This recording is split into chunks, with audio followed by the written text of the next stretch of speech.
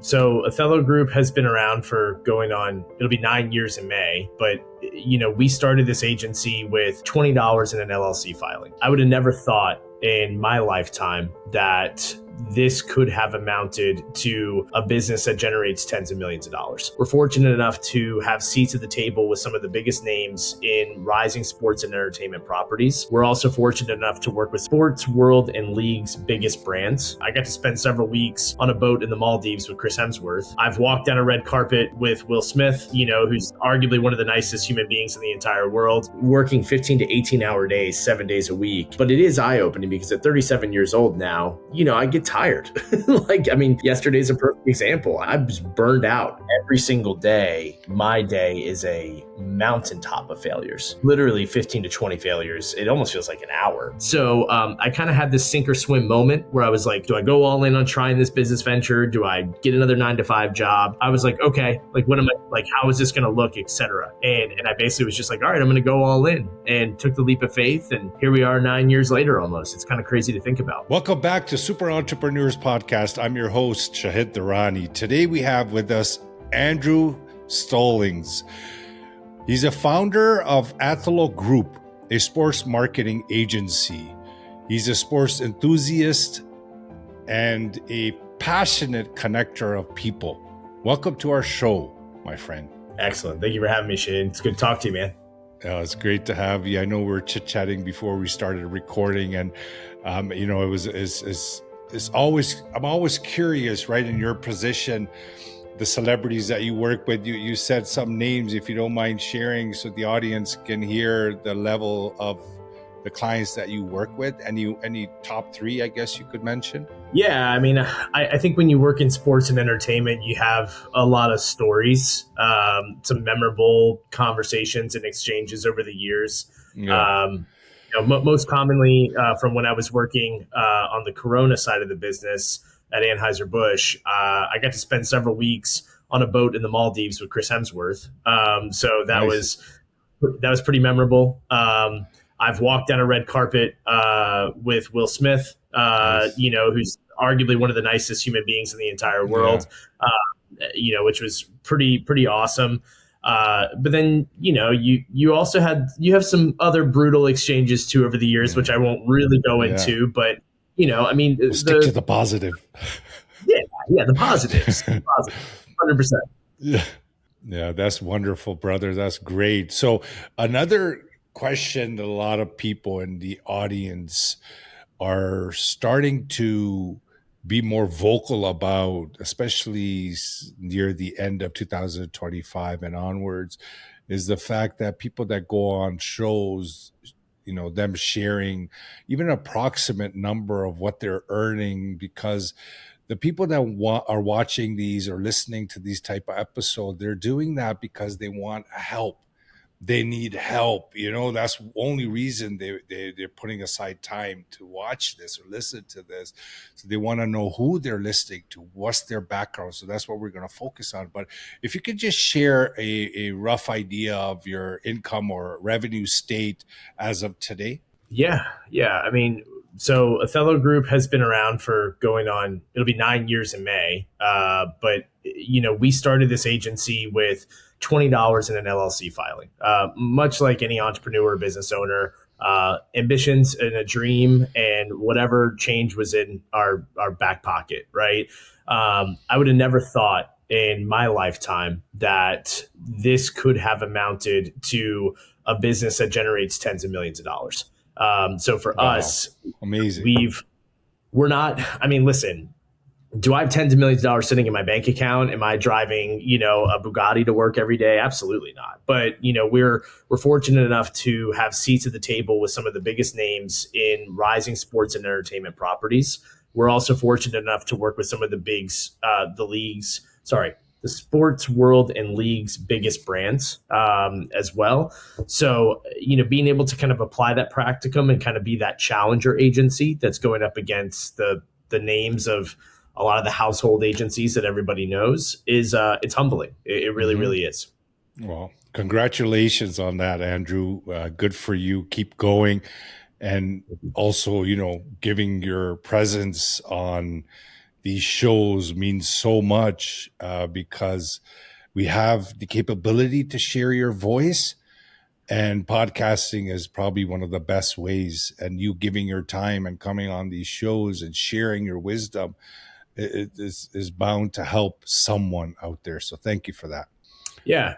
I mean, listen, I very, very much envy every single person that takes their time to even tune in and listen to these kind of podcasts, because I'm doing the same thing. Like I'm listening to subject matter experts, thought leaders, and just everyday people, because sometimes the best advice or practicum that I absorb is typically through the exchange of conversations and dialogue. It's not when somebody is talking down to me like I'm this massive all-knowing. That's not it. It's really just 100%. It's a conversation, and those little nuggets that you can kind of pull out of each and every discussion. Yeah, no, that's great. So Andrew, can you take us back to when all this started? Where were you you mentioned $20, but overall in your life, where were you specifically, I guess, not overall, but specifically financially? What kind of position were you at that point? How was your mindset around it as well? Yeah. So I think giving you just a very high level overview of my journey in sports and entertainment. I'm originally from Southeast Virginia here in the United States. I always knew, much like any people that are ever fortunate enough to work in sports, that they know at an early age that they want to work in sports. They usually just don't know how that's going to happen. Fortunately for me, I was surrounded by a lot of minor league sports properties my entire life. Hockey, I'm a huge hockey guy, which, Shahid, I know being from Canada, you have to appreciate a little bit, right? Yeah, come on. Of course. So I spent a lot of time around minor league hockey teams and kind of understanding and studying their operational process. I think I started becoming more involved and engaged as a 10-year-old of the game day experience than I was of what was happening on the ice. And being able to absorb and become self-aware of that at such an early age. I mean, listen, I'm a professor at a university now in Washington, D.C., and I still teach once a week. Wow. And I'm teaching those students to start looking at sports on television the way that I did when I was 10 years old. Start paying attention to what happens around the arena when the cameras cut to different areas. See what fans are doing. Look at the engagement, the strategy, the structure, the consumer behavior, because that's what drives everything on the actual playing field. So at 10 years old, I was fortunate enough to really start at least becoming curious on the business side. Fast forward, I got rejected from every single college I applied to, I think 16 or 17 total. The last one I applied to that I got rejected to, I ended up writing a handwritten letter to the dean of admissions. I said, hey, you might want to have a second thought about this. I don't know exactly what I said, but something of that nature. I was conditionally accepted, graduated in 4 years, and somehow even made Dean's List one of those semesters. From there, my internship in college I had was with Sirius XM Radio in Washington, D.C. I was there. I turned that into a full-time job following graduation. So I was in the media side of the business of sports and entertainment for about 5 years. From there, I switched over to big agency side, which I was over at Octagon, which is a big global sports agency that represents some of the top talent like Michael Phelps, Simone Biles, Steph Curry, to name a few. And then they also work with some of the biggest brands in the world, like BMW, Anheuser-Busch, Lexus, et cetera. So my last client there that I was working on was the Anheuser-Busch account. And I ended up getting brought in-house to do a little bit of work. But I was working on like the Budweiser and FIFA World Cup business, and then also Corona and the World Surf League.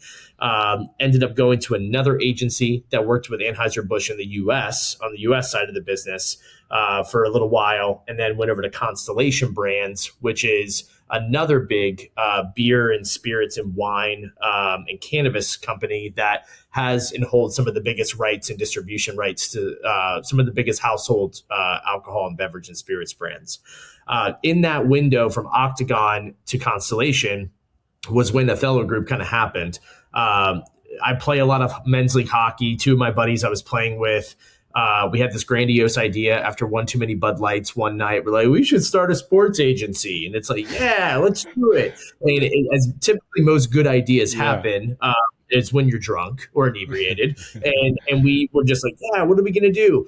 Let's create websites for athletes. Let's do this. Let's do that. So, I mean, we kind of sat there and we were like, all right, how are we going to go about doing that? So we kind of battled back and forth with the idea, the concept. We took two words, athletes, opportunities. We smashed it together to make a funky little run-on word called Othello that most people can't pronounce. So it's good marketing out of the gate. And then from there, we took it to the races. What I quickly realized in 6 months was that I was definitely the Rolodex, the business, and the behavior behind a lot of these opportunities that were coming in with athletes and brands and leagues.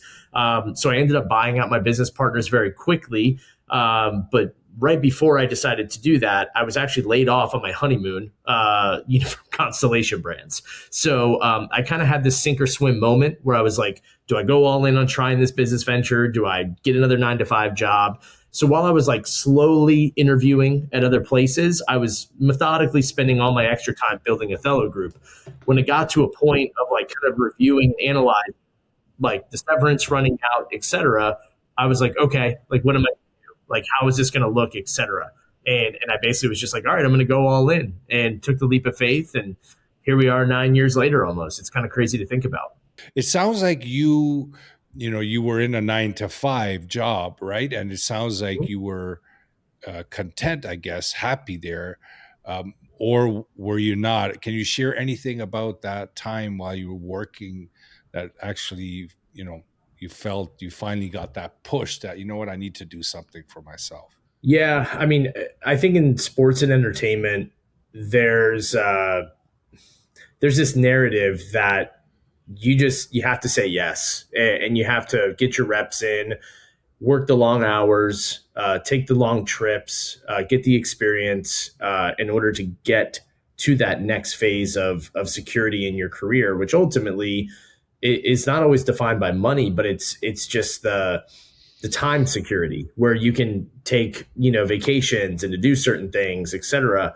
And for me, it always turned into something where I would reflect on working 15 to 18-hour days, 7 days a week. And I didn't really mind it, but it also was something where I had only a girlfriend at the time. There was not, kids and a house and dogs and all these other responsibilities that kind of factor into it the way they do now. But, looking back on it, I have no regrets or any malice to the fact that I worked as hard as I did, because I think it prepared me very much for where I am today. But it is eye-opening because at 37 years old now, I get tired. Yesterday's a perfect example.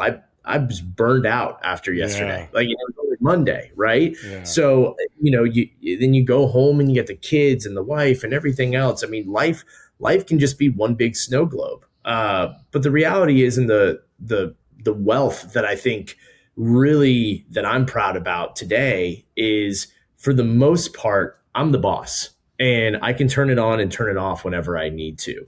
My clients may not want to hear that, but I also think they know that I rarely turn it off. But if I need to, I can. So that kind of luxury is a fortunate thing across the board. So for me, I certainly am not somebody that says, oh, you need to find a work-life balance early in your career and this and that. I mean, listen, mental health and physical health and things are very, very real, but I'd be lying to you if I said, that it's a very different hiring pool than it was when I was probably in my early 20s, just because I think there is a bit more of a sense of entitlement and a demand for people that want to just have that balance at 22, 21 years old. And hey, I'm not one to judge, but also, as far as I can control it, I'm not going to be going out of my way to hire somebody like that. I want people that want to get their reps in, that want to get the experience, and people that are passionate and hungry and willing to do whatever it takes early on to help our business go from here even to here at the end of the day. Yeah, because if you look at social media and the scrolling phenomena, people are actually they have become very much accustomed to quick information. So Mhm. it's very easy for the generation now, or people in today's day of age. I'm not saying all people, but if they Mhm. feel entitled, it's is because of that quick response that people get, and we just expect it. So it's very easy for us to point the finger, right? And you'll see when we start blaming things very comfortably, instead of looking in the mirror. Because I found everything that you want to achieve in life, and if you want that fulfillment in your life and your journey, because it's not going to be easy, obviously, but if you want to create that foundation where you have peace, the inner peace, it can only be done by the individual, right? The individual has to work on themselves to come to that level where even if he goes into a company, even if they're not happy and they want to go into business, they can make the best of where they are right now. And that means a lot, especially the people that are around them. Yeah, absolutely. Yeah. So were there any money stress when you were working? Was there any money stress? I gotta be honest with you. Yeah.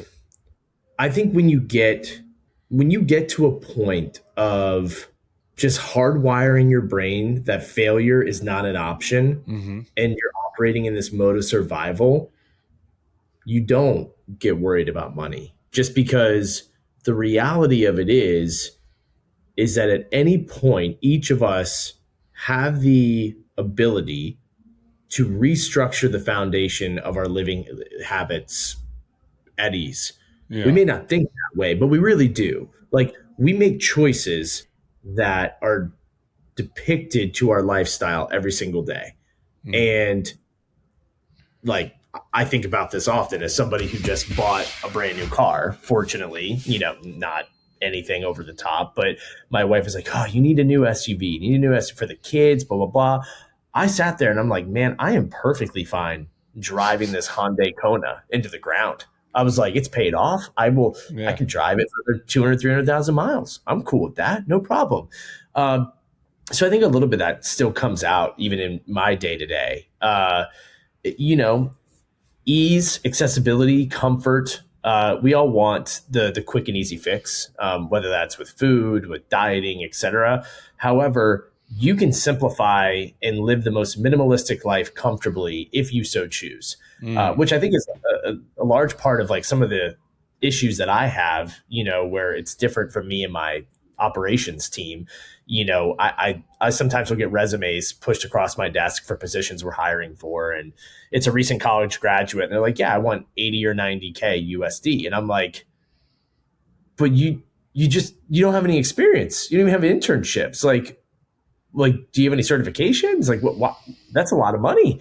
Because I didn't start making that money until I was almost in like my late 20s, early 30s. And even then, I know a lot of people who still don't make that kind of money. Mm. So, it's for me. I just go back to the point where, like, right out of college, I was making around $30,000 from SiriusXM, and on top of that, it was something where I bartended on the side. I coached a women's high school basketball team. I was doing freelance journalism, and I was still able to have a pretty comfortable social life. And I had a Yeah. girlfriend, and I got to see family. I did it. So Mm-hmm. why can't anybody else do it Yeah. today? Like, what Yeah. changed in Yeah. No, that span? definitely. Not a Yeah, lot. definitely. Hmm. So, I want to challenge one part of that is the fact of um, what you mentioned about failure. That failure is no choice. For me personally, how I look at it, and the students that we work with, is that we show them how to get more comfortable with failure, because failure is just like going to university. If you're not, as an entrepreneur, you're gonna have to take risk. If you're looking for safety and protection, is really hard in business. So you're gonna wanna do things, and you wanna fail fast, and recuperate and just keep going, because failures for me, and there were a lot, they were a huge aspect of where I am today because of those failures. Internally, externally, it made me more resilient. It made me more calm, patient, understanding, trusting in myself, because I accepted the fact that things happen. It's life. Life is not meant to be perfect, right? Yeah. Yeah. I mean, what the sooner that we can understand that failures are just as native as the languages we speak day in and out, the easier life becomes, I think, in a Hmm. lot of ways. Yes, Your agree. definitions of failures and how much you welcome them versus resist them are your problem and yours alone. Mm. Uh, every single day, my day is a mountaintop of failures. Yeah. Literally 15 to 20 failures. It almost feels like an hour, but minimum a day. Everyone's always upset about something, and Yeah. especially if you're going to work in business as an entrepreneur, or if you're going to work in sports and entertainment, or if you are going to do anything, you have to realize that you are going to make more people upset than you are going to Yeah. make them happy. Yeah. And the sooner you can accept that, Yeah. the more well off and mentally wealthy that you will be. Yeah. Andrew, the biggest problem for me was the thought, or the body feeling, was the fact of what others are thinking about me. Like, it was Yeah. always like, even when I was walking, I was conscious just to make sure I'm walking in a certain way that people are looking. So, because I'm a tall guy and I would get that attention, right? So it made me self-conscious, because I wanted to make sure I'm walking properly, in speaking, or if I had to make a point in a group gathering, if I wanted to say something, the whole time it wasn't what to say, it was about what others are going to think if I say it, so I would just rather not say it. It kept me in fear. It didn't let me go out and meet people, so it's such a huge aspect of business, is to work on those barriers that are holding people back internally. They're not nothing wrong with them. We just need to notice them. They're trying to get our attention. It's like our protective identity trying to gear us or steer us in a specific way that it knows, it feels comfortable in. You go outside of that comfort, protective identity doesn't like it, but your truth of your essence, you just want to expand, you just want to grow, you just want to go, you want to help others expand as well. So it's a beautiful thing once become more self-aware like that, I guess. Yeah. I mean, I think it's a great point. And I think obviously we live up until probably, I don't know exactly your age, Shahid, but like, I'm in my late 30s now, right? And I I'm think, 53. okay, okay, cool. So Yeah. you probably can definitely relate to this, and you Yeah. understand that you get to a certain stage in your life where it's more of a superhero to be able to blend and fly under the radar in your own success and practicum, than it is to draw attention in any way. Like, I think for so long, people draw and want attention, desire, they want the popularity, they want this. But the reality of it is no one cares. No one really Yeah. cares. What they want to understand is, how do you bring more value to them? And if you're more popular, if you're more successful, the only reason that they want to hang out with you is because they want what you have. And Yeah. if you're doing something right, they want to be able to do something better than that, or they want to be able to have the same success, if not better. So what I always quickly tell people, if, like, I mean, you're getting a very, very slicked back, groomed version of me Mm. today, because Yeah. I actually washed my hair and put product in it.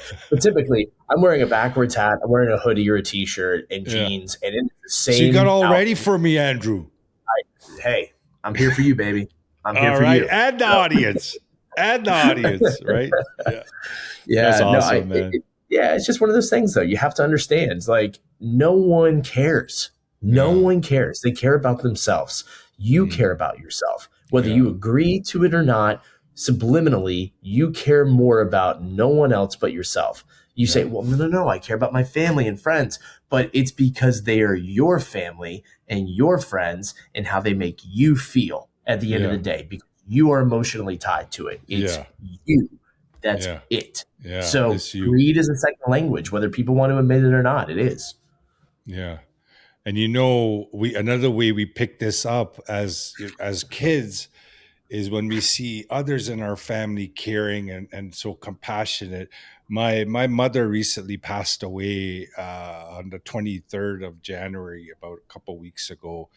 I saw her last breaths leave her body, and she was so loving, like an extreme amount of love. Like I would come home from school. I remember in high school, she would make a stack of sandwiches just so I could, just to make me happy, right? And I love food, so she would do that. She was always be making me dessert and all that kind of stuff. Very, very loving. So you that how she was with me, I picked up at a young age subconsciously that I wanted to do more for others, paying attention. Oh, I care for you. I want to do this for you. I want to do this for you. And that's why, most people will say, I want to care for them. I want to do this. But like you mentioned, the most important, the MVP is self, is you, because the only way you can help others is through you. So investing in you, the most precious in this whole universe, is you. The experiencer behind the body, the experiencer of who you are. That is the most precious. So if you focus on that, you will start appreciating more other people more naturally, not having to go out of your way to please, or people pleaser that I ended up for a while growing up. Giving kids candy, and I was a kid myself, so giving kids candy to be my friends, at school, that turned into bullying after, because obviously, right? Because I was going about it the wrong way. But it was the fact that I was brought up in so much love like that, excessive, that it made me more compassionate to others. But the problem is that I was lost. So what you're saying, it completely hits home. Yeah. Yeah. Well, again, it's adversity is a second language to all of us. Mm, How fluent we so choose to be in it is again, it's our choice. mm, But I agree. I think taking care of yourself is a very critical aspect that many of us don't realize until it's too late. I myself know that I could always be doing a better job of taking care of myself, but the problem is that I have too many people to care about. And that's just the difficult part. mm, It's balancing yourself over the priority of your clients, your family, so many others. mm. It's a very, very tough balancing act. Yeah. No, Andrew, has been great talking to you. One last question I would like to ask. Um, if someone out there is genuinely struggling financially for whatever reason, they may even have a job and they make decent money, but the expenses are so high that they're struggling. Is there any kind of advice you could give someone like that, or a honest path that they could take? One of them is finding out what their passions are. That's great. But anything from your experience or what that could help someone out there. Yeah, I mean, there's an unpopular opinion uh, that I'll share that a lot of people might not be able to swallow from a political standpoint, but it's. I will preface it's not politically driven whatsoever. But I just think that in today's climate, we are living truly in a Renaissance era, and what I mean by that is the opportunities to make money and the opportunities to find opportunity in the most unique and faceted and creative ways exist right in front of us. The Mm, problem is that we are always looking forward or looking up to everybody else to help us. Yeah. That Yeah. that Yeah. independence to be able to take on an opportunity or to learn independently, to manage up independently is a lost art that I think our parents and grandparents, it became second nature to them. I think right now there's so much money in the most unsexy places. And I tell my interns and colleagues and students that all the time is that, you think, oh, like, where could I even possibly make money? Blah, blah, blah, blah. Where could I find sponsors and this and that? I use an example like porter potty businesses. Like most people are like, are you kidding me? Look up and do your research on how much porter potty business owners make. They make Wow. a killing because the demand is always there. Identifying and figuring out where demand exists and where you can capitalize to supply that is the number one intersection of business. So I mean, that's the one thing I'll say is that I think opportunities are more prevalent than ever before. The second thing I'll say is learn to take a step back and to learn to, and kind of live in that pain cave a little bit. We all want to have a Whole Foods grocery order. We want to go to Erewhon to have a smoothie, and we want to have that $11 Starbucks latte. But the reality of it is, you need, before you can grasp onto those luxuries and take those on as day to day, kind of nuances and expectations, you have to be able to drink the crappiest gas station coffee for 2 years straight. You have to drink the water from the garden hose before you can have a Dasani on the rocks. Those little luxuries, they add up, and little luxuries are becoming too common to people in today's society and to business owners that they're expected that, well, I have to only have a bottle of water. No, you don't. Like, how do you think you were as a kid? You were rubbing your hands in dirt and poop and everything else. Like, come on. So, we have a lot of resilience as human beings. And as business owners, we have even that much more resilience. Embracing that resilience and attacking it head on is something that the older we get, we feel like we go away from it because we become more risk adverse. However, every single day is something where you should embrace that risk head on. I tell people all the time, I'm a degenerate gambler. I love to gamble. I love a good craps table. I love buying high-end Pokemon cards just because I love stupid investments. But I weigh out those risks by allowing them to be the fuel for how I work and how I put my work output in every single day. I take risks so that I become a harder worker. Not a lot of people are wired that way. They think that's diabolical, but that's just who I am.